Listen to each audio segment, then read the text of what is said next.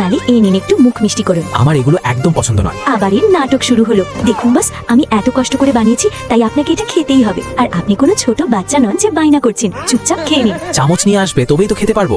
Good boy, আমি এক্ষুনি তোমার জন্য চামচ নিয়ে আসছি। আমার একদম খেতে ইচ্ছে করছে না। নিজের এই নাটক অন্য কোথাও গিয়ে দেখাবেন। আপনি জানেন আপনি বড্ড ভাগ্যবান যে আমার হাতের রান্না খাচ্ছেন। ওটাকে ভাগ্যবান বলে না, পরম ভাগ্যবান বলে। হ্যাঁ, তো আপনিও এত ভালো কোনো পুণ্য করেননি যে? কি ব্যাপার, ভেতরে তো পুরো রোমান্টিক ডেট চলছে, এদিকে নিজের ভাইয়ের চক্করে আমি একটা ছেলের মতো থাকা ত্যাগ করলাম, আর আমার ভাই ওখানে পুরো মজে আছে। আরে ভাই, একটু কন্ট্রোল করো। কিভাবে কন্ট্রোল করব? আর এই নিন আপনার জন্য ইন্ডিয়ান বেস্ট দোসা। আর 1 মিনিট, আপনার ট্রিটমেন্টের জন্য আমি এই লাঠিটাও নিয়ে নিয়েছি। এবার কিন্তু কোনো বাহানা চলবে না। এই বাচাল মেয়েটা নিজেকে কি ভাবে?